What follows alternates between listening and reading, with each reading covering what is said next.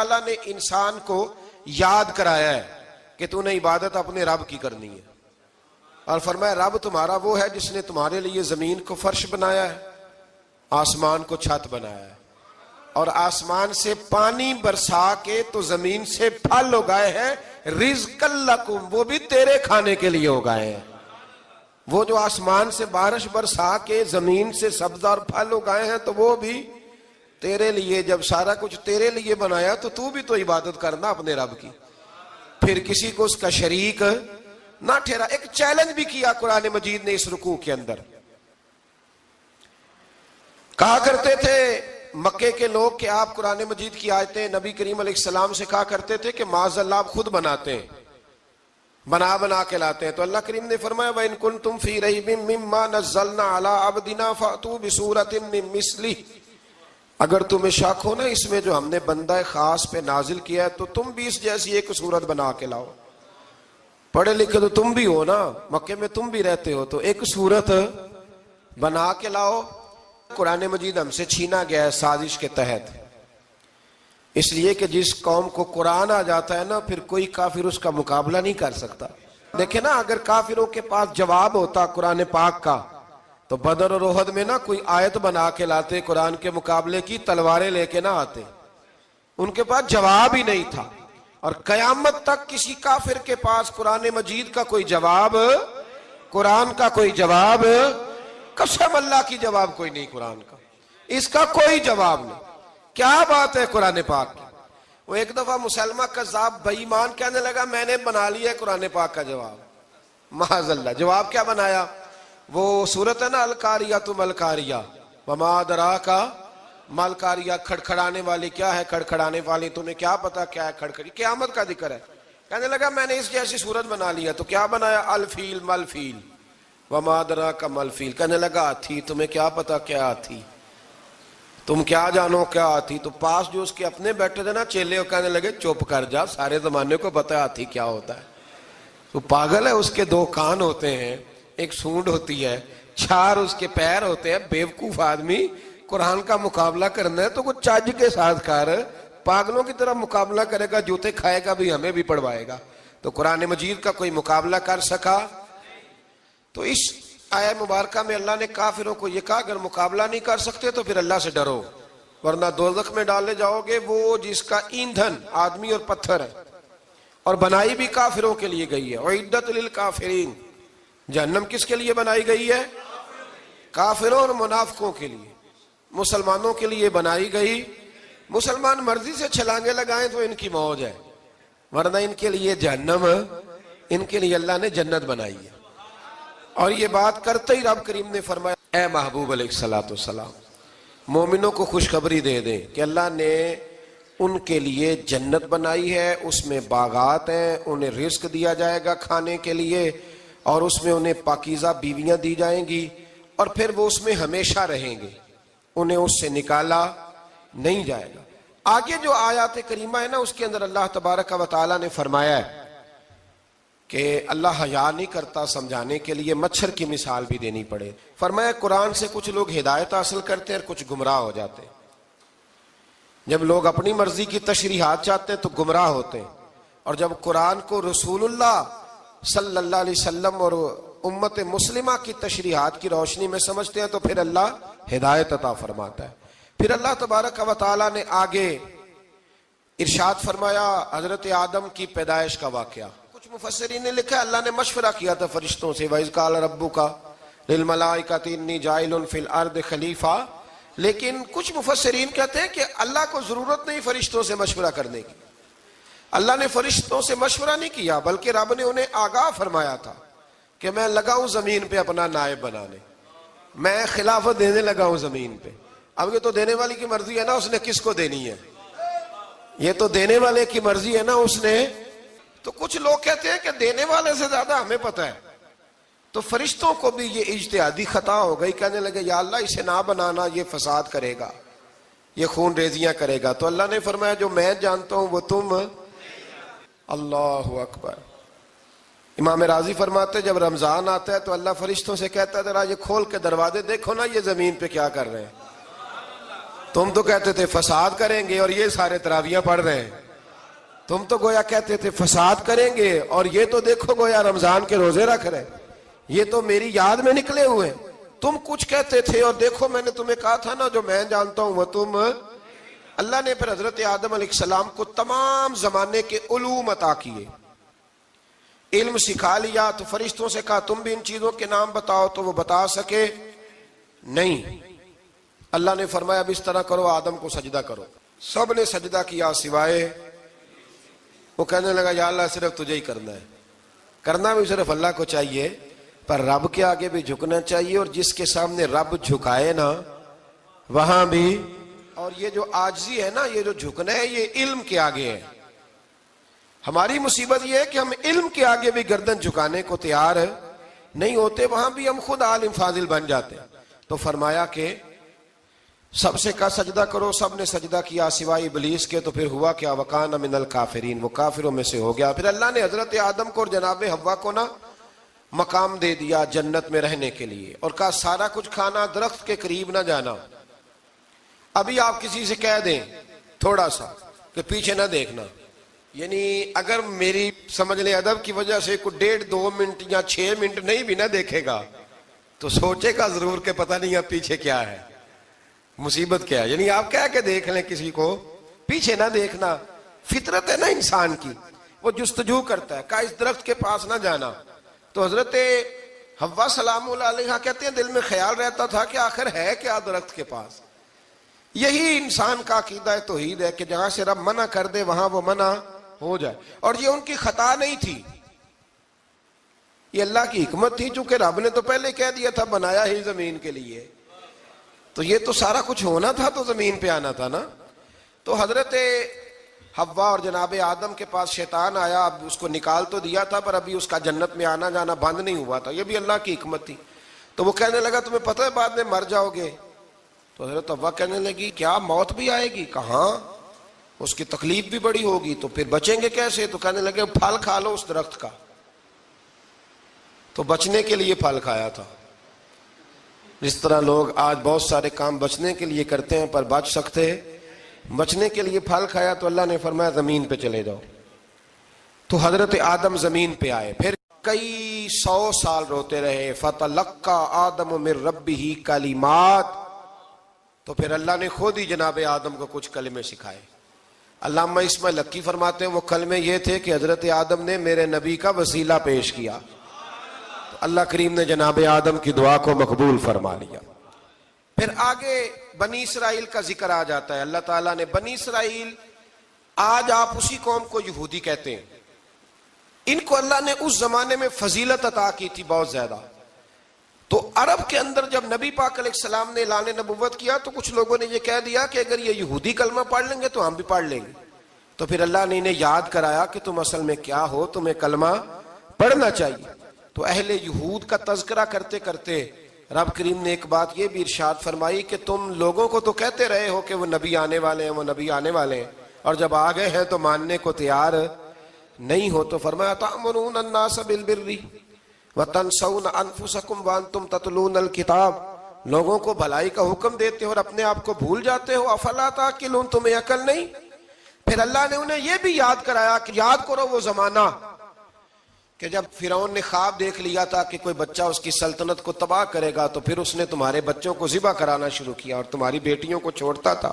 فرمایا یہ بھی تو تم نے دیکھا, میں نے تمہیں پھر تم سے کہا جہاد کرو قوم عمالقہ کے خلاف, تو مقام طیہ میں جا کے یہ لوگ کہنے لگے ہم سے جہاد نہیں ہوتا.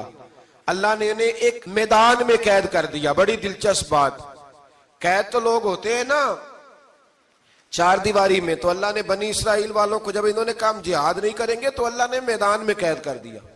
میدان میں, یہ یاد رکھیں, جب انسان اللہ کی نافرمانی کرتا ہے تو اسے ایسی قید ملتی ہے جس کا اس نے تصور بھی نہیں کیا ہوتا. ایک میدان ہے مقام طیہ, قید ہو گئے, سارا دن سفر کرتے تھے, سارا دن, تو رات کو تھک کے سوتے تھے, صبح اٹھتے تھے نا جب تو وہیں ہوتے تھے جہاں کل صبح چلے تھے. تو رب جب کسی کو قیدی بناتا ہے تو اسے زنجیروں کی سلاخوں کی ضرورت, دعا فرمائے اللہ تبارک و تعالی غموں سے نجات عطا فرمائے.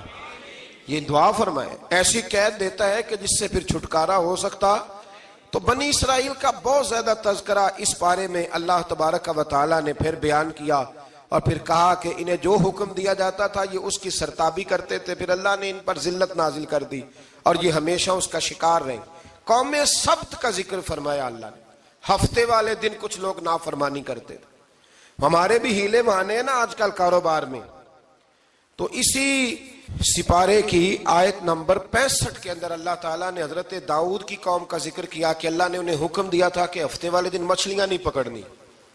تو وہ کہتے تھے چلو ہاتھ لگا کے نہیں پکڑنی، ہاتھ لگا کے. وہ ہمارے لوگ ہیلے بہانے تلاش کر لیتے ہیں نا.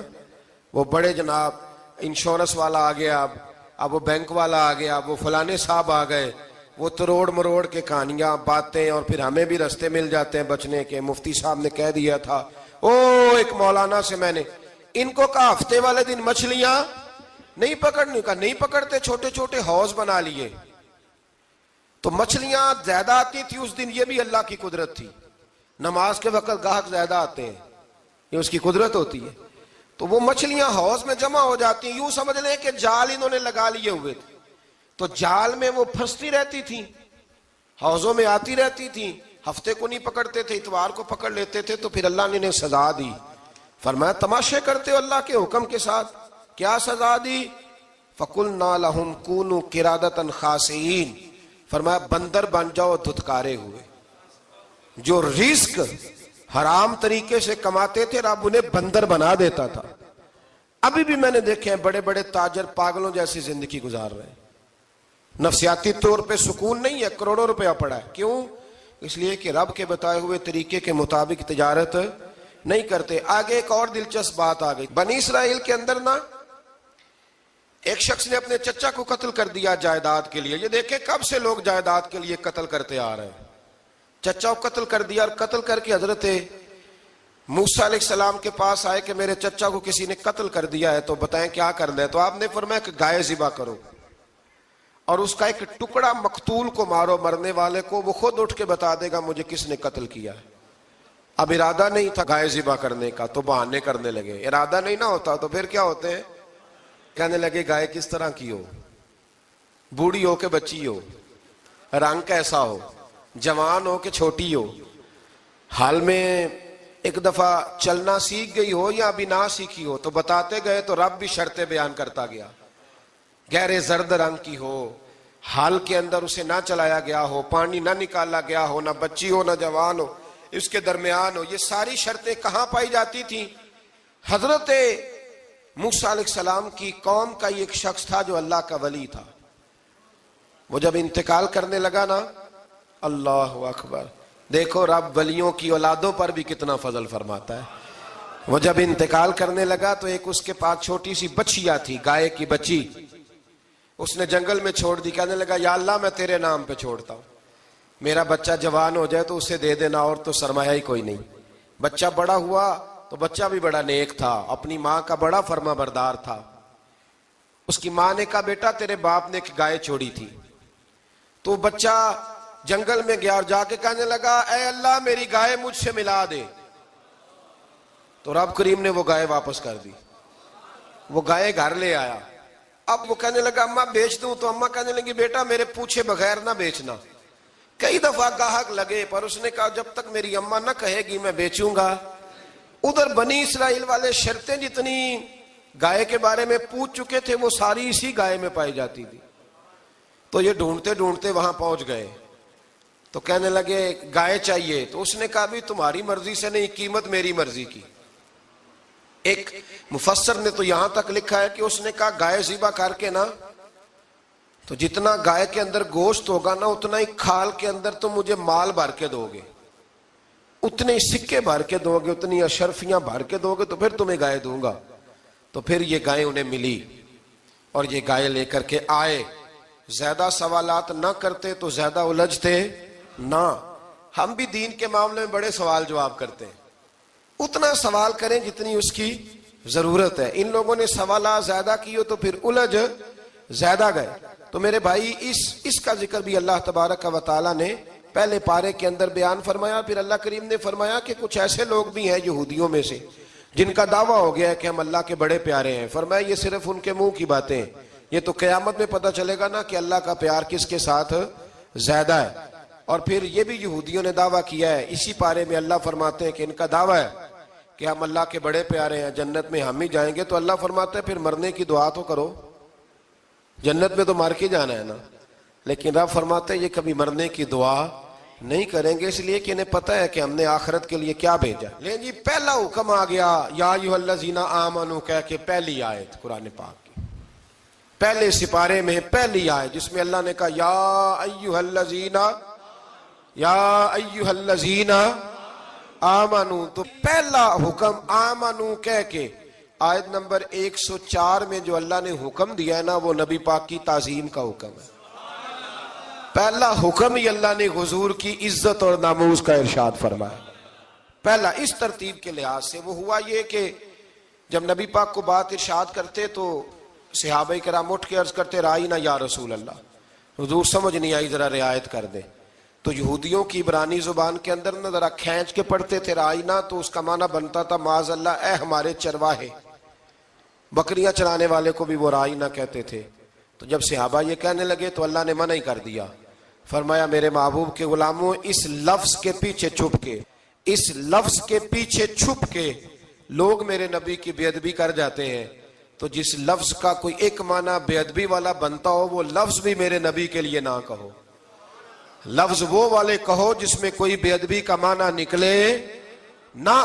یہاں لوگوں نے بڑے بڑے لفظ نہیں بول دیے, پھر کہتے میرا مطلب یہ تھا, میرا مطلب وہ تھا. تو تو نے وہ لفظ بولا کیوں جس کا کوئی غلط مطلب بھی نکل سکتا تھا؟ اللہ نے فرمایا یا ایھا الذین آمنوا لا تقولوا رائینا, اے ایمان والو رائینا کہو ہی نہ. تو یا اللہ کیا کہیں؟ فرمایا وقولوا انظرنا, تم کہو یا رسول اللہ ایک نظر فرمائیے. انداز دیکھیے, انظرنا ایک نظر. تو ہمارے بزرگ تو پہلے ہی بڑے پیار والوں نے کہہ دیا یا رسول اللہ انظر حالنا. کہتے کہاں سے لاتے ہو جملے؟ میں نے کہا اللہ کی کتاب سے. یا رسول اللہ انظر حالنا یا حبیب اللہ اسمع قالا. تو تم کہو انظرنا, محبوب نظر کرم کرے, واسمعوا, اور کیا ضرورت ہے دوبارہ پوچھنے کی؟ اللہ کہتا ہے پہلے ہی دھیان سے سنا کرو, پہلے ہی واسمعوا, پہلے ہی احتیاط سے سنو. وللکافرین عذاب علیم, اور کافروں کے لیے دردناک عذاب ہے. لے جی اسی پارے میں اللہ تبارک و تعالیٰ نے پھر اہل یہود کا ذکر کیا. تو یہود کہنے لگے کہ ہم حضرت ابراہیم کے ماننے والے ہیں. تو اللہ کریم نے وہ بھی ذکر کیا کہ میں نے تو ابراہیم کو آزمایا ہے. وَإِذِ ابْتَلَىٰ إِبْرَاهِيمَ رَبُّهُ بِكَلِمَاتٍ فَأَتَمَّهُنَّ, ہم نے ابراہیم کو کچھ چیزوں سے آزمایا ہے, وہ ہماری آزمائش پہ پورے اترے. قَالَ إِنِّي جَاعِلُكَ لِلنَّاسِ إِمَامًا, تو پھر ہم نے انہیں کہا کہ ہم آپ کو پوری دنیا کا امام بنائیں گے.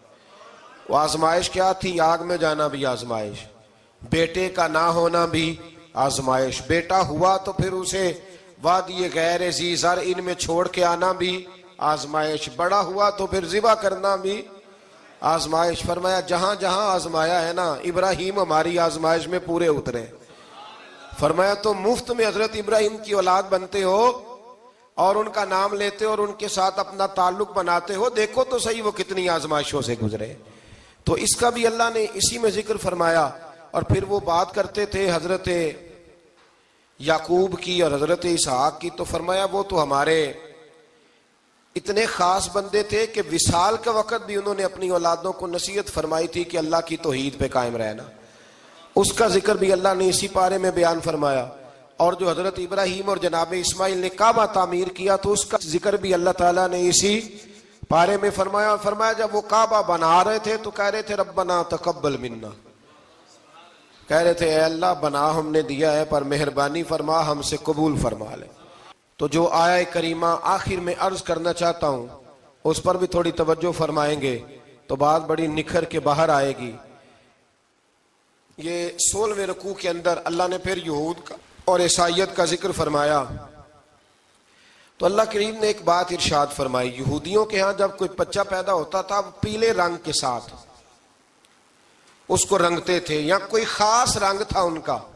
بچہ پیدا ہوتا تو اس پر وہ رنگ چڑھاتے ہیں کہ یہ جی ہمارے مذہب کا رنگ ہے. ہمارے ہاں بھی رسمیں ہیں نا اپنی اپنی، معاذ اللہ اپنی اپنی نہیں ہونی چاہیے، اللہ رسول کا حکم ہونا چاہیے. تو یہودیوں کے ہاں بچہ پیدا ہوتا تو ایک خاص رنگ چڑھاتے، عیسائیوں کے ہاں پیدا ہوتا تو وہ بھی ایک خاص رنگ چڑھاتے.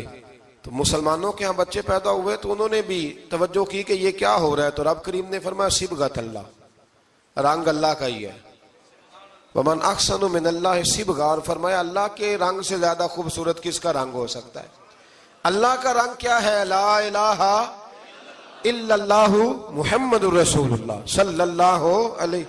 فرمایا نیلے پیلے کالے رنگ نہ چڑھاؤ، اپنے ذہن پر توحید و رسالت کا رنگ چڑھاؤ.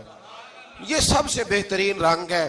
اگر تمہارے ذہنوں پر رب رسول کی توحید کا رنگ چڑھ گیا تو یہ وہ والا رنگ ہے، پھر تمہیں کسی اور رنگ کی طرف جانے کی ضرورت نہیں پڑے گی. تو فرمایا رنگ وہ پیدا کرو جو توحید کا ہے، رسالت کا ہے، اس رنگ کی توجہ کرو. قرآن مجید کے اس پارے میں اللہ کریم نے مختلف باتیں بیان کر کے آخری رکوع میں یہ جو رنگ کا ذکر فرمایا نا، تو یہ لگتا ہے پورے پارے کا خلاصہ ہے. اعلیٰ حضرت بریلوی رحمۃ اللہ علیہ کے سامنے کسی نے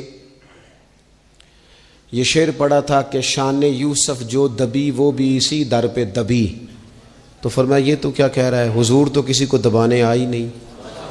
تو کہ شان یوسف جو بڑی وہ بھی اسی در سے بڑی.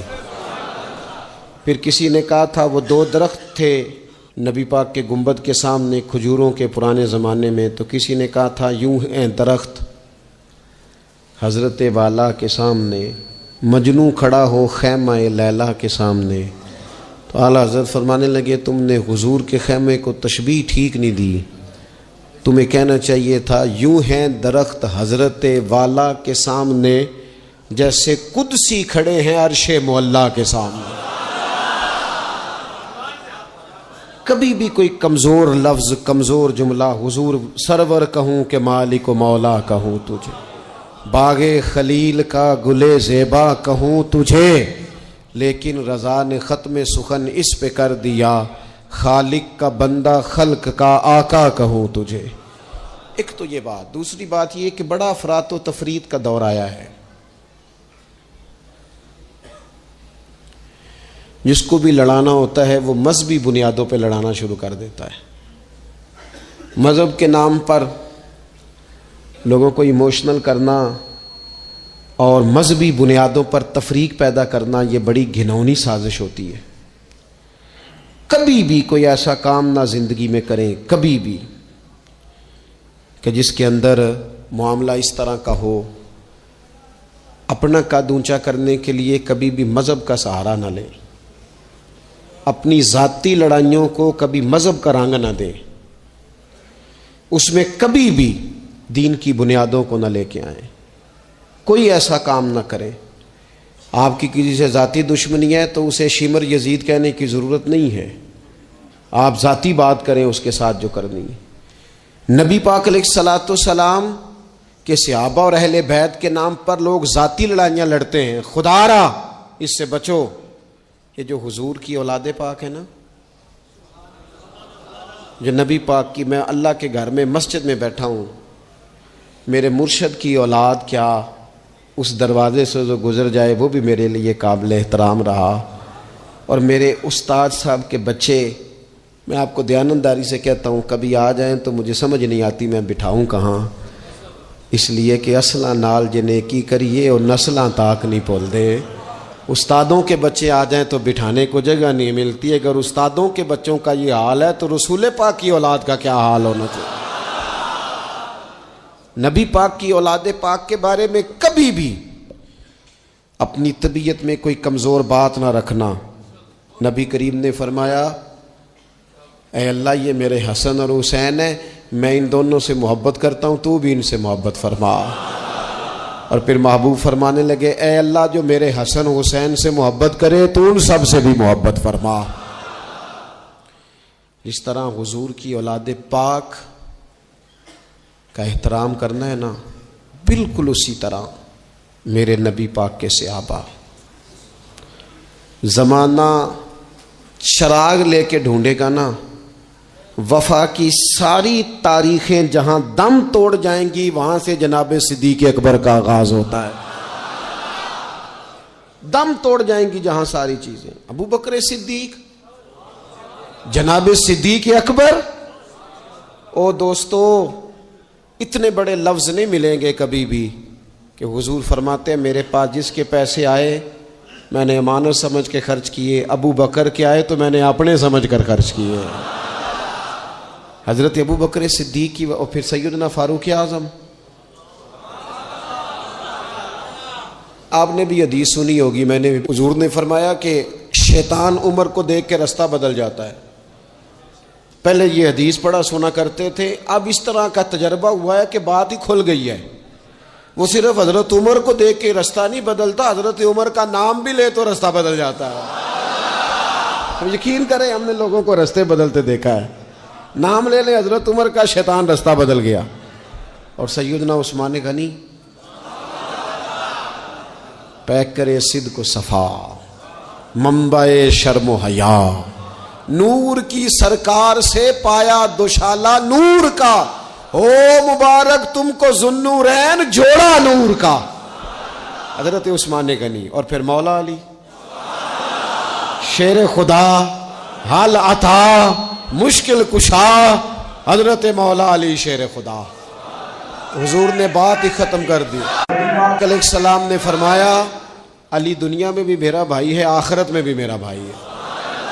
حضور کے جمیع صحابہ، جمیع سن لیں، جمیع صحابہ بشمول کاتب وحی سیدنا امیر معاویہ رضی اللہ تعالیٰ عنہ تک، جمیع صحابہ ہر ایک کا ادب، احترام اور روح اور دل سے اپنی طبیعت میں پیدا رکھنا.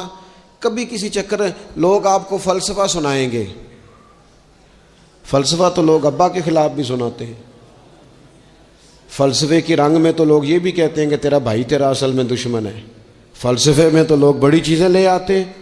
تو لوگوں کی کہانیاں سن کے کبھی چکر میں نہ پڑنا، عقیدے کو مضبوط رکھنا. اور دوسری میں آپ حضرات سے گزارش کروں گا، اپنی زندگی سے کام لیں، اپنی زندگی کو بامقصد بنائیں. اس سے پہلے کہ وجود تھکنے لگے، بیمار ہونے لگے، کمزور ہونے لگے، ایسا وقت آ جائے کہ لوگ نمازیں بھی کرسیوں پہ پڑھنے لگے، اپنے آپ سے کام لیں. سخت محنت کا عادی بنائیں اپنے آپ کو، جد و جہد کریں. یہ ڈھیر ساری تعداد میں ان لوگوں کی دیکھتا ہوں جو کام نہیں کرتے، محنت نہیں کرتے. نبی پاک صلی اللہ تعالیٰ علیہ وآلہ وسلم کے سامنے سے ایک نوجوان گزرا تو کچھ لوگوں نے کہا یا رسول اللہ صلی اللہ تعالیٰ علیہ وسلم، یہ مال کمانے کے لیے جا رہا ہے، کاش یہ اللہ کے راستے میں جہاد کے لیے سفر کرتا. تو حضور فرمانے لگے اگر یہ اپنے بچوں کی روزی کے لیے بندوبست کرنے جا رہا ہے پھر بھی اللہ کے راستے میں ہی ہے.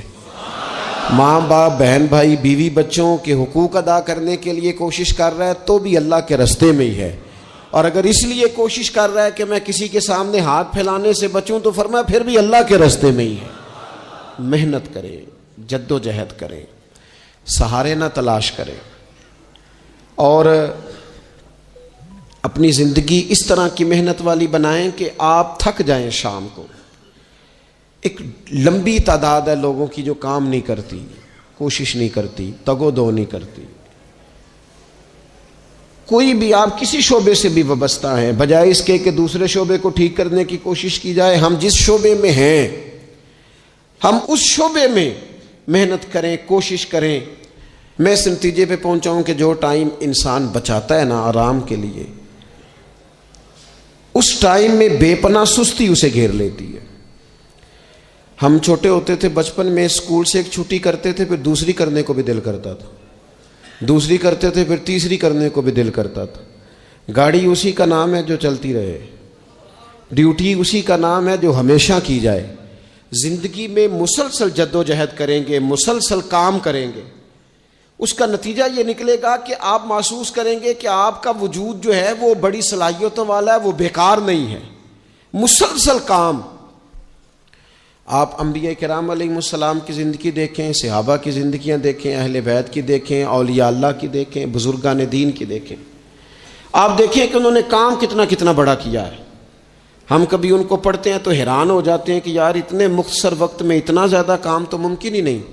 اعلیٰ حضرت رحمۃ اللہ علیہ نے 1000 کتاب لکھ دی، امام بخاری نے پوری دنیا میں گھوم کر احادیث جمع کر کے ایک جگہ پہ اکٹھی کر دی، اور پھر اصول وضع کر دیے حدیث پاک کے کہ حدیث کس طرح قبول کی جائے گی، پھر اس میں فرق کر دیا کہ صحیح کون سی ہے، متواتر کون سی ہے، حسن کون سی ہے، ضعیف کون سی ہے، موضوع ہو تو پھر اس کے قاعدے کیا ہیں۔ اتنا کام بزرگوں نے کر دیا۔ جد و جہد تھی زندگی میں، مسلسل ڈیوٹی کرتے تھے۔ جب مسلسل کام کرتے ہیں نا، نبی پاک صلی اللہ تعالی علیہ وسلم نے فرمایا جو آدمی محنت کرے، کوشش کرے اور شام کو تھک کے سو جائے، اللہ اس کے پچھلے گناہوں کو معاف فرما دے۔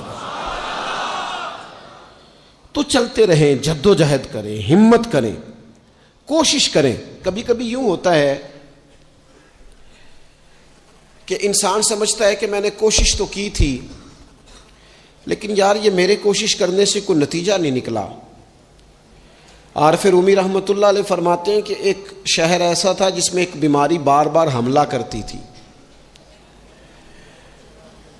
تو 3-4 پہاڑیاں ایک دوسرے کے اوپر تھیں، اکٹھے پہاڑ بنے ہوئے تھے، اس کے اوپر وہ جڑی بوٹی تھی جس سے اس بیماری کا علاج ہوتا تھا۔ تو کئی حکیموں نے بتایا کہ اگر وہ جڑی بوٹی حاصل کر لی جائے تو تمہارے شہر کے لوگ صحت یاب ہو سکتے ہیں، پر وہ 4 پہاڑیاں اوپر نیچے، اور پھر ڈھلان بڑی سیدھی تھی، جو پیر رکھتا پھسل جاتا، کوئی جرت ہی نہ کرتا اوپر جانے کی، لیکن لوگ بیمار تھے، تکلیف میں تھے۔ بالآخر ایک شخص نے ارادہ کیا کہ کب تک لوگوں کو بیماری سے سسکتے، تڑپتے، مرتے دیکھتا رہوں گا۔ اس نے کلاڑا اٹھایا، ہتھوڑا اٹھایا، پہاڑ کاٹنا شروع کیا کہ میں سیڑھیاں بناؤں گا اوپر جانے کے لیے۔ فرماتے ہیں کہ وہ پہاڑ کاٹ رہا تھا تو جو قریب آتے تھے نا، وہ اسے کہتے تھے پاگل ہو گیا تو وہ اکیلا بندہ کیسے پہاڑ کاٹے گا، بیوقوف ہے، چھوڑ دے۔ اس نے کہا یار تم ساتھ نہیں چل سکتے تو حوصلہ شکنی تو نہ کرو، مجھے کچھ کرنے تو دو۔ سالوں لگ گئے، ایک پہاڑ کاٹ کے سیڑھیاں بنائی اس نے، پھر دوسرا پہاڑ شروع کیا، پھر سالوں لگ گئے، اور 2 پہاڑ کاٹے تھے، بڑھاپا آ گیا، بیمار ہو گیا، موت کا وقت آ گیا۔ اب چونکہ سیڑھیاں بن گئی تھی تو 2 پہاڑ کٹ گئے تھے، وہاں تک لوگ آنے جانے لگے تھے۔ این اس وقت جب وہ دنیا سے جا رہا تھا، پھر بھی کچھ لوگ حوصلہ شکنی کر رہے تھے، اسے کہہ رہے تھے خدا کے بندے کیا نتیجہ نکلا۔ کچھ لوگوں کی ڈیوٹی ہوتی ہے اپوزیشن کا کردار ادا کرنا، وہ ہر موقع پر حوصلہ شکنی کرتے ہیں۔ اب اس پر آخری وقت آ گیا ہے، باوجود اس کے کچھ لوگوں نے جا کے کہا کیا نتیجہ نکلا جی، تیرے اوپر موت کا وقت آ گیا ہے، تو اوپر تک تو جا نہیں سکا، فائدہ کیا ہوا؟ وہ کہنے لگا بیوقوفو تمہیں پتہ ہی نہیں میں کامیاب ہو کے جا رہا ہوں۔ انہوں نے کہا کس طرح؟ کہنے لگا میں نے آدھا سفر آسان کر دیا ہے، اب جو میرے بعد آئے گا نا اسے 0 سے نہیں شروع کرنا پڑے گا، میں نے آدھا سفر اس کے لیے آسان کر دیا۔ وہ تیسرے پہاڑ سے شروع کرے گا، 2 کاٹے گا تو جڑی بوٹی تک پہنچ جائے گا، لوگوں کو شفا ہونے لگے گی اللہ کے فضل سے۔ ہم پتہ کیا کرتے ہیں، بالخصوص میرے وطن کا رواج یہ ہے کہ لوگ آدھا سفر بھی آسان کرنے کو تیار نہیں، وہ کہتے نہیں سارا ہی فلانا کرے گا۔ جتنے انبیاء دنیا میں آئے نا میرے دوستو، وہ سارے کامیاب گئے، لیکن کسی کے ساتھ 4 امتی، کسی کے ساتھ 10، کسی کے ساتھ 100، کسی کے ساتھ 200، لیکن نبی کامیاب گئے۔ کیوں؟ کہ اللہ تعالیٰ نے جو ان کے ذمہ ڈیوٹی لگائی تھی، وہ ڈیوٹی انہوں نے پوری ذمہ داری سے سر انجام دی۔ اس ڈیوٹی میں انہوں نے کبھی کوئی کمی دکھائی تو اپنی زندگی میں جد و جہد کریں، کام کریں، بیٹھ کر صرف بات نہ کریں، تنقید نہ کریں، بیٹھ کر صرف منصوبہ بندی نہ کریں۔ اور میرے ملک میں بالخصوص یہ کام ہوتا ہے، تبصرے کرو، چینل کھولو، تنقید کرو، اندر کی خبر لے کے آؤ، کوئی کہانی سناؤ، کوئی نئی سٹوری بناؤ، لیکن کام نہ کرو۔ بڑی خوبصورت بات کی شاعر نے، اس نے کہا شکوائے ظلمت شب سے تو کہیں بہتر تھا، اپنے حصے کی کوئی شمع جلاتے جاتے۔ لوگ تعلیم نہیں حاصل کر رہے تو بھئی آپ ایک بچے کا خرچ اٹھا لیں، کسی غریب کا آپ اسے پڑھا دیں، ایک بندہ تو آپ کی وجہ سے تعلیم یافتہ ہو جائے. لوگوں کو کھانا نہیں مل رہا, بھوکوں مر گئے لوگ, حکومتیں کچھ نہیں کر رہی, آپ 10 بندوں کی ذمہ داری اٹھا لیں. آپ غریبوں کو دیکھ لیں, 10 لوگوں کے گھر میں آپ کھانا پہنچانا شروع کریں. اور یہ ہوتا رہا ہے, لوگ یہ کام کرتے رہے. یہ ڈیوٹیاں ہمارے بزرگوں نے سر انجام دی ہیں, 2 کر کے, 4 کر کے, 6 کر کے انہوں نے کام کیا ہے. اپنی ذمہ داری کا احساس کریں, مسلسل کام کریں, مسلسل جد و جہد کریں, مسلسل ڈیوٹی کریں. اور پھر میری تیسری گزارش آپ سے یہ ہے کہ جس طرح آپ اپنے اپنے گھر میں آپ کی ذمہ داریاں ہوتی ہیں, اور اگر آپ ذمہ داری ادا نہیں نہ کرتے تو احتجاج ہوتا ہے. ماں کو ٹائم نہیں دیتے تو ماں بھی احتجاج کرتی ہے, گھر والی کو ٹائم نہیں دیتے تو وہ بھی احتجاج کرتی ہے, دوستوں کو وقت نہیں دیتے تو وہ بھی اس کا شکوہ کرتے ہیں. تو آپ کے ذمے جتنی بھی ذمہ داریاں ہیں, آپ پڑھاتے ہیں, کلاس میں وقت پہ نہیں آتے تو اس کا اظہار کیا جاتا ہے. ہم نے اپنے اپنے ذمے جو ذمہ داریاں لی ہیں پوری کرتے ہیں. میں آج آپ کو یہ پیغام دینا چاہتا ہوں کہ ایک ایک ڈیوٹی دین کی بھی اپنے ذمے لیں. ایک ایک ڈیوٹی, ایک کام اپنے ذمے لے لیں. آپ اپنے اپنے علاقے کی مسجد میں جھاڑو دینے کی ڈیوٹی لے لیں. آپ یہ ذمہ داری لے لیں کہ مجھ سے کچھ نہیں ہو سکتا تو میں ہفتے کے بعد مسجد میں جاؤں گا اور قرآن مجید کو میں صاف کر کے, جھاڑ پونچھ کے, ترتیب کے ساتھ مرتب کروں گا. مجھے اگر ناظرہ قرآن مجید ٹھیک پڑھنا آتا ہے تو میں 10-11 بچوں کا روز سبق سنوں گا, آگے پڑھاؤں گا. کوئی ذمہ داری لیں, دین کی کوئی ڈیوٹی اپنے ذمے لیں. اگر مالی طور پر آپ تعاون کر سکتے ہیں تو کسی جگہ, کسی مسجد میں, مدرسے میں, خیر کے کسی کام میں شامل ہو جائیں. دین اسلام کے ساتھ عملاً تبلیغ میں اپنا کام کریں. ذمہ داری ہر دنیا کا کام مینج کر کے, مرتب کر کے کیا جانے لگا ہے. معیشت ہو, معاشرت ہو, تعمیرات ہو, دین کا کام ہے وہ اسی طرح چل رہا ہے. محفل آ گئی, برکت کے لیے محفل کر لو. جمعہ آ گیا, پڑھ لو. تراویح ایک حافظ صاحب مقرر کر لو. بھئی آپ اس کو مینج کریں. ساری دنیا میں چیزیں مینج کی جاتی ہیں, آپ اسے مینج کریں. آپ خطیب صاحب سے فرمائش کریں کہ مجھے آپ جمعے والے دن اس موضوع پر کچھ سنائیں. آپ مسجد کے امام سے اس بات کی فرمائش کریں کہ آپ تراویح میں جو قرآن مجید سنائیں گے مہربانی کریں ہمیں اس کا خلاصہ بھی بیان کر کے سنائیں. آپ تھوڑی کوشش کریں گے تو آپ دیکھیں گے کہ بیان کرنے والوں کا بھی ذوق بڑھے گا. کچھ تھوڑی ذمہ داری کا احساس کریں.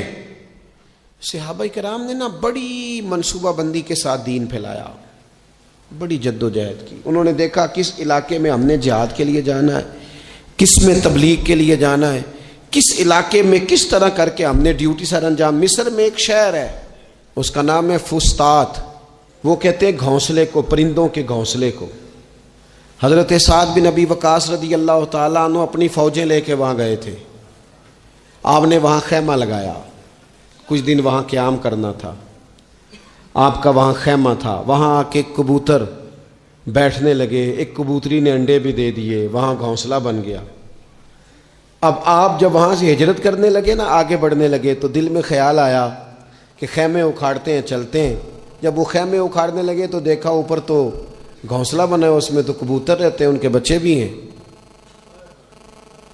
حضرت سعد بن ابی وقاص نے 2 فوجیوں کے ذمے لگایا. فرمایا یہاں تم پہرے دار بن کے کھڑے ہو جاؤ, یہ خیمہ اکھاڑا نہیں جائے گا, اس کو یہیں لگا رہنے دیں گے تاکہ یہ کبوتر جو ہیں انہیں تکلیف نہ ہو. وہ 2 فوجی وہیں رہے, خیمہ لگا رہا. وہاں پانی کا بندوبست کیا جاتا رہا, خوراک کا بندوبست کیا جاتا رہا. قریب بستیوں سے جب لوگوں نے دیکھا نا یہاں لوگ موجود ہیں تو لوگوں نے وہاں آ کے مکان بنانے شروع کر دیے. وہ ایک پرندے کے گھونسلے کی حفاظت کے لیے کچھ دیر 2 سپاہی رکے تھے, اللہ نے وہاں پورا شہر آباد فرما دیا ہے. تو آپ ایک گھونسلے کی حفاظت شروع کریں, انشاءاللہ شہر آباد ہو جائیں گے. لیکن ہم گھونسلوں کی حفاظت کرنے کو بھی تیار. اب چوتھی بات آپ کی خدمت میں عرض کرنی ہے. ایک ضروری کام بڑی توجہ کے ساتھ آپ نے سمجھنا ہے. تھوڑا سا اس کے پس منظر کو سمجھ لیں. جو آیہ کریمہ میں نے تلاوت کی ہے اس کا حصہ بھی اسی میں آئے گا. دنیا کا نظام 2 طریقوں سے چلتا ہے. ایک ہے نظام اسباب اور ایک ہے نظام غیب. ایک نظام اسباب سے چلتا ہے کہ آگ جلاتی ہے، پانی ٹھنڈا کرتا ہے، انسان ماں باپ کے ملاپ سے پیدا ہوتا ہے. دنیا نظام اسباب سے چلتی ہے اور اسی ترتیب سے نظام آگے چل رہا ہے.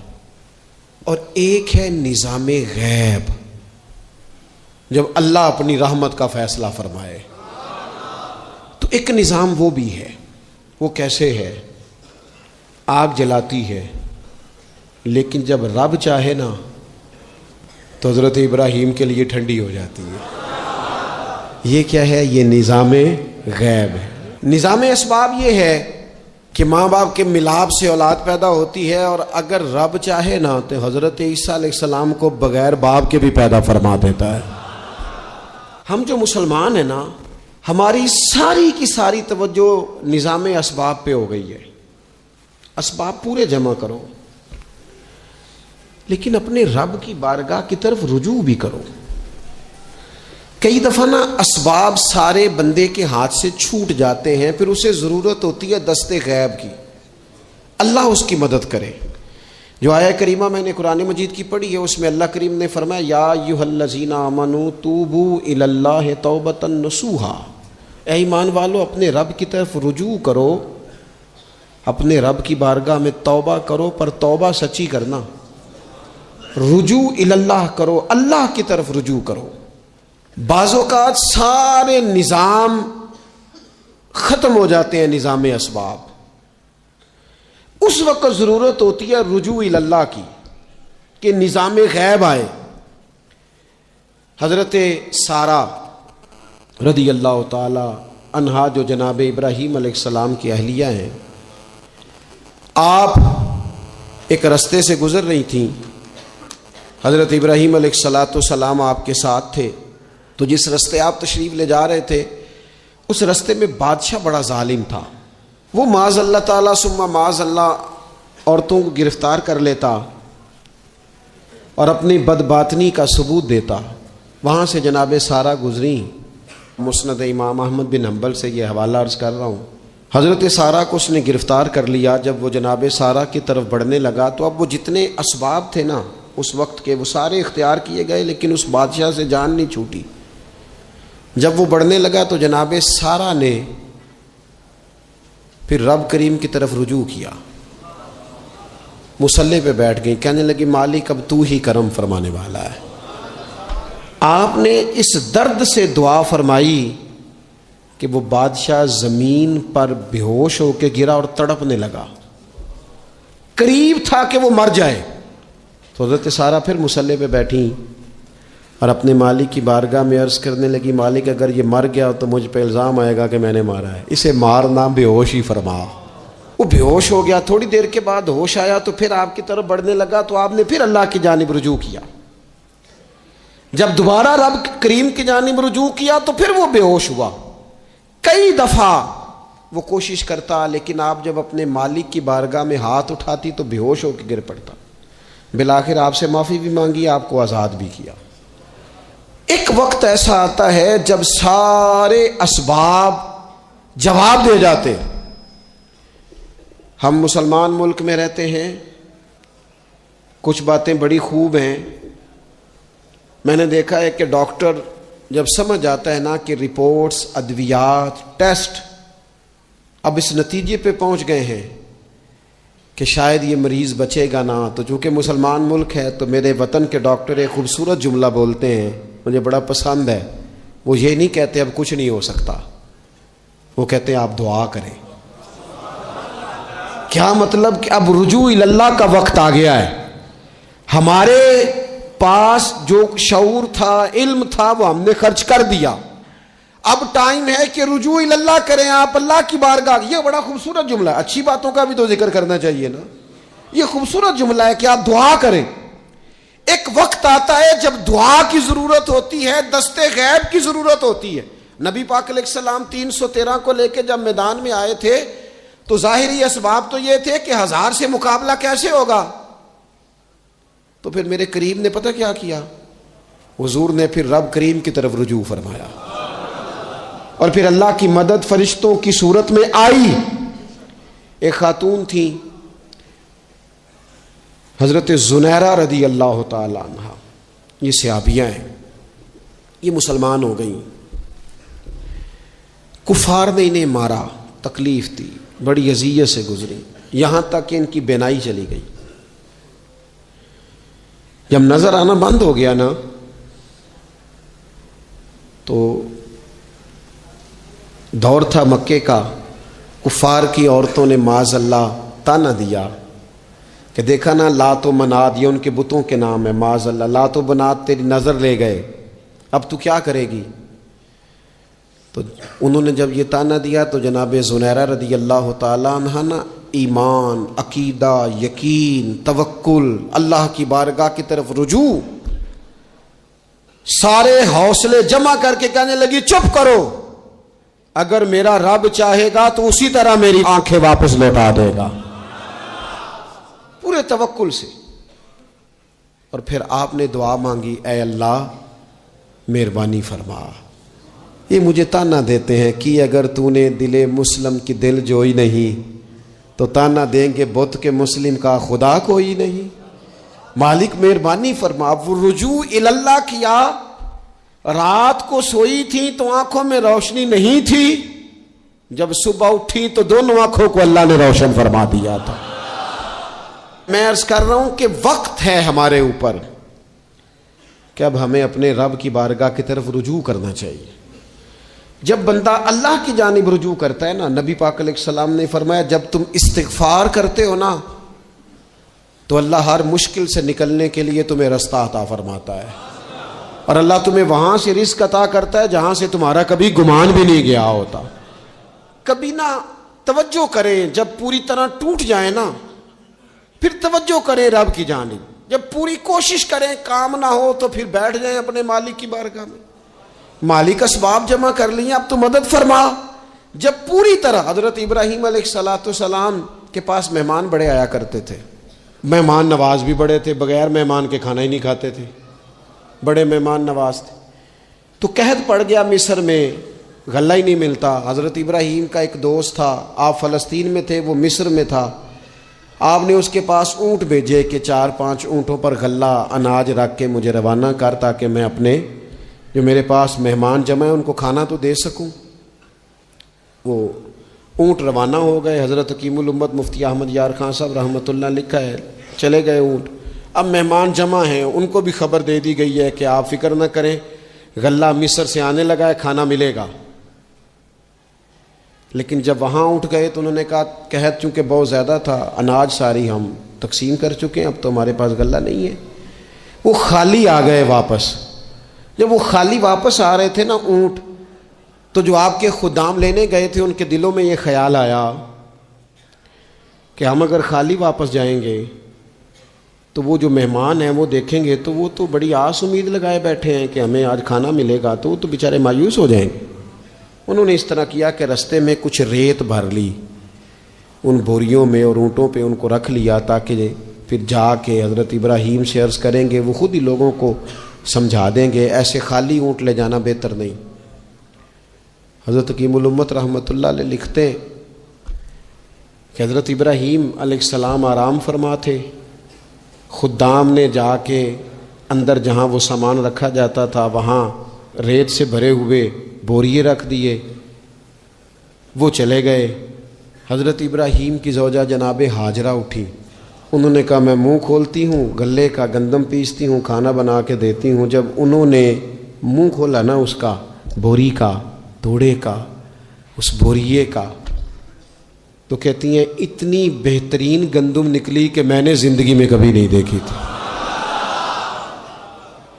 پیسی گئی، پکائی گئی، کھانا چلنے لگ گیا. حضرت ابراہیم علیہ السلام بیدار ہوئے، دیکھا لنگر چل رہا ہے، مخلوق خدا کھا رہی ہے.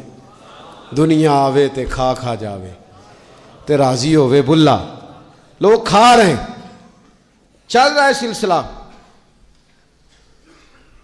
تو حضرت ہاجرہ، وہ خواتین گھر میں کچھ چیز آئے نا تو کہتی ہیں اس دفعہ چاول بڑے اچھے آئے، اس دفعہ گندم بڑی اچھی آئی، یا آٹا پس کے آیا، یہ بڑا عمدہ ہے.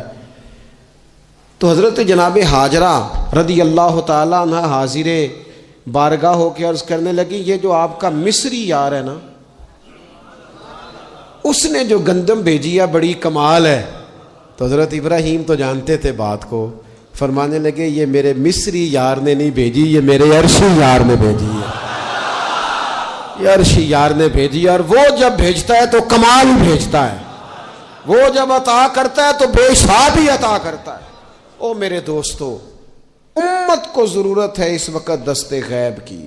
پاکستان کبھی نہ بنتا اگر اللہ تعالیٰ کی غیبی طاقتیں مدد نہ فرماتی، پاکستان کبھی نہ بچے گا اگر خدا کی مدد شامل حال نہ ہوگی۔ ہمیں اجتماعی طور پر رجوع اللہ کرنا ہے۔ ہمارے جتنی انفرادی مشکلات ہیں، ہم کسی تکلیف میں دکھ میں مبتلا ہیں، اللہ کی طرف رجوع کریں، اپنے رب کی بارگاہ کی طرف رجوع کریں، اور جو ہمارے اجتماعی مسائل ہیں ان میں بھی اللہ کی بارگاہ کی طرف رجوع کریں۔ جب ہم یہ رجوع کریں گے مالک کے حضور تو پھر اللہ ہمارے لیے راستے واضح فرمائے گا۔ یہ رجوع کس طرح کیا جائے؟ میں نے اپنے ساتھیوں کے ذمے بالخصوص جو یہاں خانقاہ شریف سے وابستہ ہیں، وہ اگر سمجھیں کہ میں حکم دے رہا ہوں تو اس کو حکم سمجھ لیں، اور باقی اگر احباب میری بہت زیادہ درد مندانہ گزارش سمجھیں تو یہ میری گزارش سمجھ لیں۔ 5 وقتہ نماز کے ساتھ کچھ تھوڑی سی عبادت رات کی ضرور شروع فرمائیں، 2 رکعت ہو جائے، لیکن رات کو تنہائی میں اپنے رب کی بارگاہ میں عبادت کے لیے ضرور حاضر۔ حضرت عبداللہ ابن عمر رضی اللہ تعالیٰ عنہ فرماتے ہیں کہ مغرب کی نماز پڑھ کے کچھ لوگ گھر چلے گئے، ہم لوگ بیٹھ گئے کہ تھوڑا سا تو ٹائم ہے، عشاء پڑھ کے ہی جائیں گے۔ فرماتے ہیں اللہ کے محبوب علیہ السلام بھی تشریف لے گئے، تھوڑی دیر کے بعد محبوب اس تیزی سے تشریف لائے کہ مقدس سانس پھولا ہوا محسوس ہو رہا تھا۔ ہم نے عرض کی یا رسول اللہ ہمارے ماں باپ قربان، کیا ہوا؟ تو محبوب فرمانے لگے کیا کر رہے ہو؟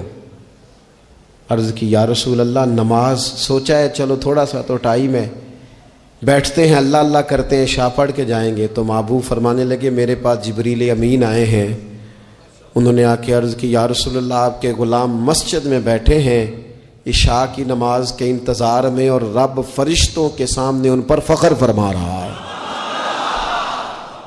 یہ جو عبادت ہے نا نفلی، یہ طاقتور کرتی ہے بندے کو۔ حضور فرماتے ہیں کہ جب بندہ نفل پڑھتا ہے تو اللہ فرماتا ہے پھر تو میں اس کے ہاتھ بن جاتا ہوں، پیر بن جاتا ہوں، آنکھیں بن جاتا ہوں۔ کیا معنی کہ اس میں خدائی طاقتیں آ جاتی ہیں، دوست مرید بھی ہوتے ہیں، سلسلوں میں بھی داخل ہوتے ہیں۔ عبادات کا مزاج نہیں بناتے، کچھ نوافل کا ذہن ضرور بنائیں، رات کو کچھ ٹائم ضرور اللہ اللہ کریں، اپنی زندگی کا اسے معمول بنا لیں۔ اور 3 وظیفے آپ کی خدمت میں عرض کرنے۔ سخت مشکل جب آتی تھی نا تو صحابہ پڑھا کرتے تھے حسبنا اللہ و نعم الوکیل، نعم المولا، پڑھیے گا حسبنا اللہ و نعم المولا و نعم النصیر۔ اس کا معنی بڑا خوبصورت ہے، بالکل سادہ سا مختصر سا معنی کریں نا تو اس کا معنی یہ ہے میرے لیے اللہ ہی کافی ہے، اللہ میرا مددگار ہے، اللہ بہترین مددگار ہے، اللہ بہترین کفایت کرنے والا ہے۔ اس وظیفے کو نہیں چھوڑیں اور اس کے معنی سمیت اس کو یاد رکھیں۔ آپ محسوس کریں گے طبیعت طاقتور ہو گئی ہے، روح طاقتور ہوگی، اس کو بھولنا نہیں۔ اور دوسرا آپ سے عرض کرنا ہے کہ اعلیٰ حضرت چونکہ ہم سلسلہ طریقت میں فاضل بریلوی سے وابستہ ہیں اور باقی جتنے بھی لوگ ہیں سارے ہی ماشاءاللہ انہی سے وابستہ ہیں، اعلیٰ حضرت نا لا حول ولا قوت الا باللہ العلی العظیم پڑھنے کی بڑی فضیلت بیان کرتے ہیں۔ یہ ایسا وظیفہ ہے جو سب کو آتا ہے نا ماشاءاللہ۔ نبی پاک علیہ السلام نے فرمایا یہ اللہ کے عرش کے خزانوں میں سے خزانہ ہے۔ اعلیٰ حضرت فرماتے ہیں 99 دفعہ پڑھو لا حول ولا قوت الا باللہ العلی العظیم، فرمایا اللہ تعالیٰ تمہیں 99 بیماریوں سے شفا دے گا، اور اس میں سب سے چھوٹی بیماری ٹینشن کی بیماری ہے، سب سے چھوٹی بیماری غم کی بیماری ہے، چھوٹی، باقی بڑی بڑی ہوں گی۔ اس وظیفے کو نہیں آپ نے چھوڑنا اور یہ پابندی کرنی ہے، کریں گے انشاءاللہ تعالی۔ اور تیسرا وظیفہ ہے درود پاک. یہ بندہ درود پاک پڑھتا ہے تو پتہ ہوتا کیا ہے؟ ایک بار پڑھو تو 10 رحمتیں، 2 بار پڑھو تو 3 بار پڑھو تو 4 دفعہ پڑھو تو پھر تو چاروں جانب رحمت ہی رحمت ہو جاتی ہے. درود پاک کو کبھی نہ چھوڑو اپنی زندگی میں. آج آپ اپنے آپ سے عہد کریں، کوئی رات ایسی نہ گزرے کہ درود پاک پڑھے بغیر ہمیں نیند آ جائے. یہ ذہن بنا. یہ 2 وظیفے اور تیسرا درود پاک. چوتھی بات آپ کی خدمت میں یہ عرض کرنی ہے کہ رمضان شریف آ گیا ہے.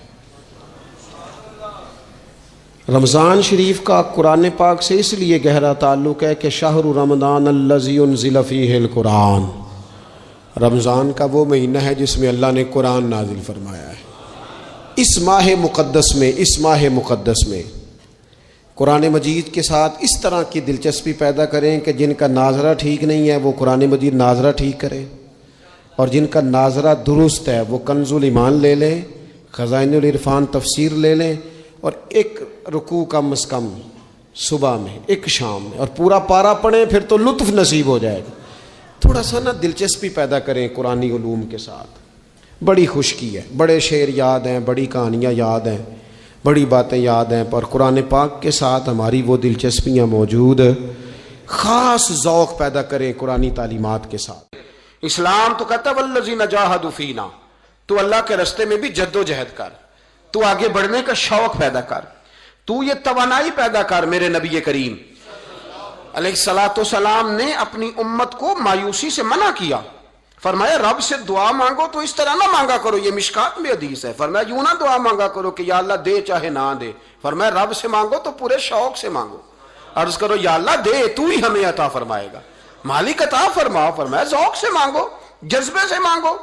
ہمارے ہاں استاد 2 قسم کے ہوتے ہیں. ایک ٹیچر کی ڈیوٹی ہے اسکول جانا، اس نے کوشش کرنی ہے کہ اگر کوئی موقع مل جائے بھاگنے کا تو اسکول سے نکل جاؤں، کوئی چکر چل جائے. تو میں بھی چھوٹا سا استاد ہوں، تو استاد ناراض نہ ہو مجھ سے، سمجھ لے میں اپنی تربیت کے لیے بات کر رہا ہوں.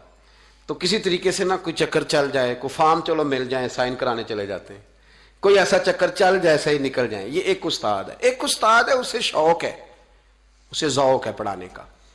وہ جب دیکھتا ہے نا کہ یہ کچھ بچے کمزور ہیں تو وہ کہتا ہے تم نے سیکنڈ ٹائم میرے پاس بیٹھنا ہے، مفت بغیر ٹیوشن کے. میں نے دیکھے ہیں یہ لوگ، میں نے دیکھے ہیں. استاد اوور ٹائم دیتا ہے. ٹھیک کہہ رہا ہوں جی میں؟ دیتے ہیں جناب، دیتے ہیں. کچھ بچوں کو استاد کہتے ہیں تو گھر آ جانا. یعنی ایک استاد ہوتا ہے، ایک پرجوش استاد ہوتا ہے. ان 2 لوگوں میں فرق ہے. اقبال کہا کرتے تھے اگر کوئی شعیب آئے میسر تو شبانی سے کلیمی 2 قدم. کہتے تھے دعا کرو کہ حضرت موسیٰ کلیم کو کوئی حضرت شعیب علیہ السلام جیسا مل جائے، کوئی مل جائے نا ایسا، تو وہ پھر تازگی پیدا کر دیتا ہے. تو کچھ پرجوش. امام مالک رحمۃ اللہ علیہ کے ایک شاگرد کہتے ہیں کہ میرے استاد جو تھے وہ بڑے پرجوش تھے علم پڑھانے میں، شوق ہوتا ہے پڑھانے کا. یہ کچھ لوگ جمعہ پڑھاتے ہیں تو کچھ کہتے ہیں کہ ان جمعہ آ گیا تو کی کرنا ہے. ہمارے شاگردوں میں بیسی ہیں، رات کو پوچھتے ہیں. ایک سے میں نے آج سویرے پوچھا، میں نے کہا بیٹے آج تو جمعہ پڑھانا ہے کی تقریر کرنے کے اندر؟ استاد جی ڈیسائیڈ نہیں کیتا. تو میں کہ بھی تو بڑا مولوی تھا نہیں ڈیسائیڈ کیتا، میں تے 8 دن پہلے ہی ڈیسائیڈ کر لینا، کیونکہ مجھے تو تیاری کرنی پڑتی ہے. بڑا علم ہوتا ہے نا لوگوں کے پاس، تو ڈیسائیڈ نہیں کرنا، بیٹھیں گے تو فر بات جاری ہو جائے گی. کہنے لگا نہیں وہ میں نے کہا خدا کے بندے کہتے ہو لوگ آخر میں آتے ہیں، تم بتاؤ تم تو تیاری آخر میں شروع کرتے ہو.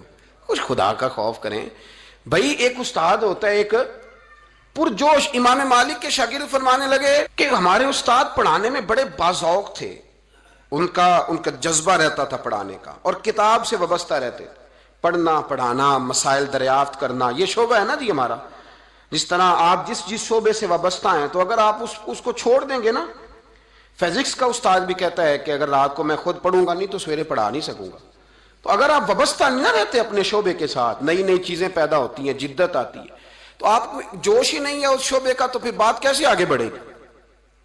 تو کہتے ہیں امام مالک بڑے جب بیمار ہو گئے شدید، تو شاگرد کہتے ہیں میں تیمارداری کرنے گیا، تو میں نے جب دیکھا تو مجھے چہرہ دیکھ کے سمجھ آئی کہ امام مالک کا آخری وقت ہے. بڑے کمزور ہو گئے، اور معدے میں اور پیٹ میں اتنی تکلیف تھی کہ انہیں دودھ پلایا جا رہا تھا چمچ کے ساتھ، پیالے کے ساتھ، صرف دودھ پی سکتے تھے، کمزور ہو گئے. فرماتے میں جا کے بیٹھا زندگی میں کبھی ایسا نہیں ہوا تھا کہ میں جاؤں اور امام صاحب کسی دینی مسئلے پر مجھ پر گفتگو نہ کریں، لیکن آج میرے دل میں خیال تھا کہ اب تو اس وقت تو ہوش ہی نہیں رہتی کوئی آدمی، لیکن کہتے ہیں میں جا کے بیٹھا ہی تھا کہ امام صاحب نے آنکھیں کھولی، فرمایا ماشاءاللہ آپ آئے ہیں، چلو یار میں ابھی کوئی بندہ ہی تلاش کر رہا تھا، ایک مسئلے پہ بات کرنی تھی۔ کہتے ہیں لفظ نہیں پورے ادا ہوتے، ان کے جملے ٹوٹتے ہیں، بیچارے کمزور ہو گئے، بڑھاپا ہے، ایک مسئلے پر بات کرنی تھی۔ تو فرماتے ہیں کہ میرا دل نہ اتنا نرم ہوا کہ میرے آنسو بہہ گئے۔ میں نے کہا اس حال میں بھی استاد جی آپ کو دین کی فکر ہے؟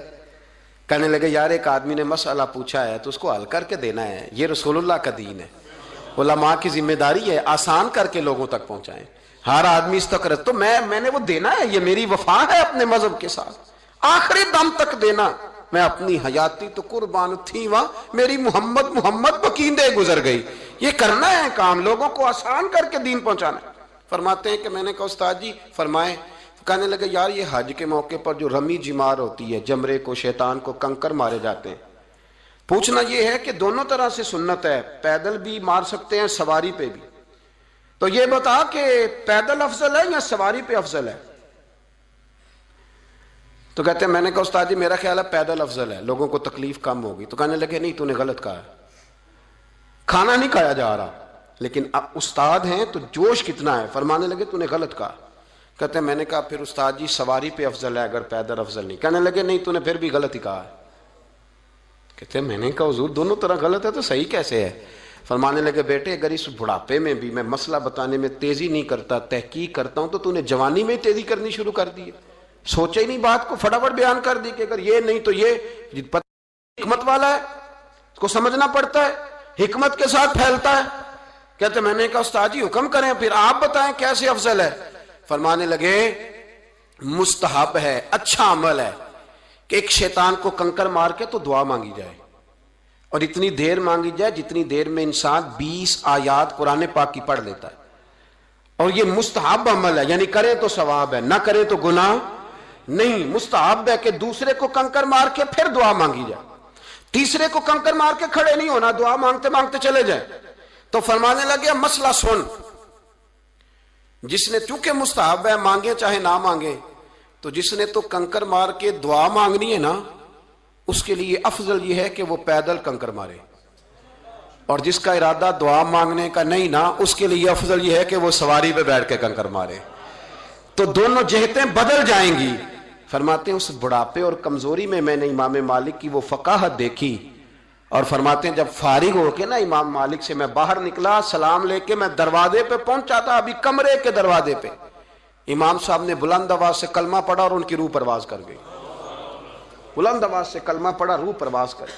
اتنا دین کا جذبہ، شوق، اتنا طبیعت کے اندر درد دین کے لیے کہ آخری وقت تک مسائل دین میں غوطہ زنی، کس طرح کر کے امت کو آسان دین پہنچایا جائے۔ خسروی اچھی لگی نا سروری اچھی لگی، خسروی اچھی لگی نا سروری اچھی لگی،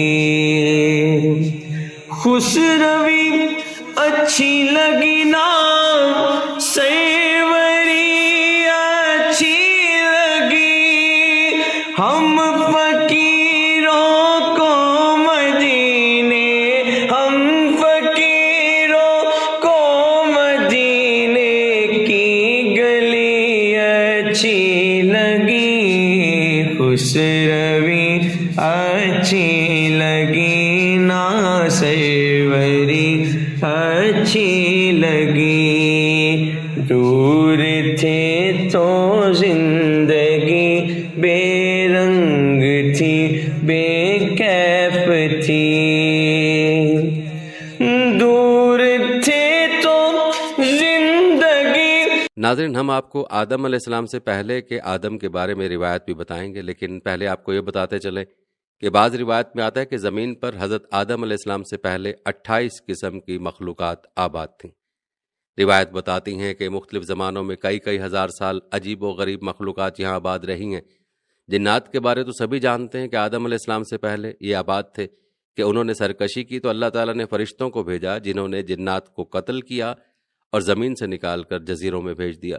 مگر بعض روایت کے مطابق جنات سے پہلے 27 مخلوقات اور آباد تھیں، ان میں سے بن، پھر خن، پھر من دنیا میں آباد رہے، جیسا کہ علامہ ابن کثیر نے البدایہ والنہایہ میں لکھا ہے کہ بن و خن زمین میں رہتے تھے، وہ سرکش ہو گئے تو اللہ تعالیٰ نے جن بھیجے جنہوں نے بن و خن کو زمین سے نکال دیا۔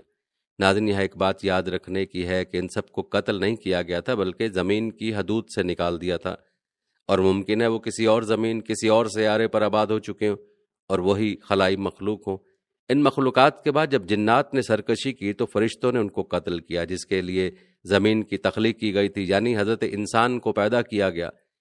ناظرین، آپ کو بتاتے چلے کہ علامہ مسعودی نے لکھا ہے کہ انسان سے پہلے 28 قسم کی مخلوقات زمین پر آباد تھیں، اور علامہ شہاب الدین الاشبہی نے المسترف میں لکھا ہے کہ 28 قسم کی مخلوقات آباد تھیں، اور ان میں سے کچھ کا ذکر ان حضرات نے یوں کیا ہے۔ ایک مخلوق پروں والی مخلوق تھی جن کی زبان بجنے جیسی تھی، دوسری طرح کی مخلوق کے 2 جسم، ایک سر تھا، ایک جسم شیر سا اور ایک پرندے سا، اور ان کے بال اور ناخن ہوتے تھے۔ تیسری طرح کی مخلوق کے 2 سر، ایک آگے کی جانب اور دوسرا پیچھے کی جانب ہوتا تھا۔ ایک اور قسم کی مخلوق کے بارے میں بتایا گیا کہ نصف انسان جیسے تھے اور ان کی کئی ٹانگیں تھیں۔ ایک قسم کا منہ انسان سا اور پیٹھ کچھوے جیسی اور سر میں سینگ ہوتے تھے۔ اسی طرح کچھ کے سفید بال اور گائے جیسی دم ہوتی تھی، اور کچھ کے ناخن خنجروں کی طرح اور لمبے لمبے کان ہوا کرتے تھے۔ ناظرین، آپ کو جان کر حیرانگی ہوگی کہ علامہ مسعودی نے ایک جگہ لکھا کہ آدم علیہ السلام سے پہلے 120 مخلوقات آباد تھیں۔ اصل میں 28 ہی تھیں، باہم شادی کی وجہ سے وہ مزید الگ الگ ہوتے گئے اور یوں 120 عجیب و غریب مخلوقات بن گئیں، اور سب سے آخر میں حضرت انسان کو پیدا کیا گیا جو سب مخلوقات میں حسین و جمیل ہے، جیسا کہ اللہ رب العزت نے قرآن پاک میں فرمایا، لَقَدْ خَلَقْنَا الْإِنسَانَ فِي أَحْسَنِ تَقْوِيمٍ، ہم نے انسان کو سب سے اچھی صورت میں پیدا کیا۔ اور حدیث پاک میں ہے کہ اللہ رب العزت نے آدم علیہ السلام کو اپنی پسندیدہ ترین صورت پر پیدا کیا۔ ناظرین، قدیم دنیا کی بات کی جائے تو سابقہ مخلوقات میں سے کچھ کے نشانات ملتے رہتے ہیں، جن کو سائنسدان ڈائنوسور وغیرہ قرار دیتے ہیں، اور کچھ سمندروں، جزیروں میں چھپے ہوئے۔ الجزائر میں موجود بہت بڑے پہاڑی سلسلے کی غاروں میں مذکورہ کچھ مخلوقات کی ان زمانے کی تصاویر ہیں جو دریافت ہوئی ہیں، اس سے بھی کچھ اندازہ لگایا جاتا ہے۔ بعض کے نزدیک یاجوج ماجوج انہی سابقہ مخلوقات میں سے ہیں جو اب تک سکندر ذوالقرنین کی بنائی دیوار کے پیچھے بند ہیں، اور بعض احادیث میں 2 عظیم شہروں کا ذکر ہے جو اس دنیا سے بھی بڑے ہیں، ایک مشرق میں ایک مغرب میں، وہاں بھی مخلوق آباد ہے۔ آپ کو بتاتے چلیں کہ الجزائر کے غاروں سے جو تصاویر دریافت ہوئی ہیں، ماہرین کے نزدیک یہ بن، خن اور من کی بنائی تصاویر ہو سکتی ہیں۔ ناظرین، جہاں تک یہ سوال ہے کہ حضرت آدم علیہ السلام اور حوا علیہ السلام سے پہلے دنیا میں کیا تھا اور یہ دنیا کیسے وجود میں آئی، اس حوالے سے بہت سی روایت اور بہت سے نظریے پائے جاتے ہیں، اور ان سوالوں پر مختلف ماہرین سائنسدانوں نے مختلف تھیوریز دی ہیں، جن کے مطابق زمین پر آدم کو اتارنے سے پہلے یہاں شیطان کو پھینکا گیا، اور کچھ نے اس کے علاوہ تھیوریز بیان کی ہیں۔ آئیے آپ کو اس حوالے سے تفصیلات بتاتے ہیں۔ اس کے بعد آپ کو یہ بتاتے ہیں کہ آدم علیہ السلام سے پہلے کے آدم کے بارے میں کیا روایت ہے اور کس مسلک کے لوگ یہ نظریہ پیش کرتے ہیں۔ ناظرین، بعض روایت کے مطابق حضرت آدم علیہ السلام کی تخلیق کے بعد انہیں جنت میں بھیجا گیا اور فرشتوں کو انہیں سجدہ کرنے کا حکم دیا گیا، جس پر شیطان نے انکار کر دیا تھا۔ اس وجہ سے ابلیس کو جنت سے نکال کر زمین پر پھینک دیا گیا، جہاں ہزاروں سال یہ روتا رہا، اور پھر اس نے اللہ سے قیامت تک مہلت لے کر اولاد آدم کو راہ راست سے بھٹکانے کی قسم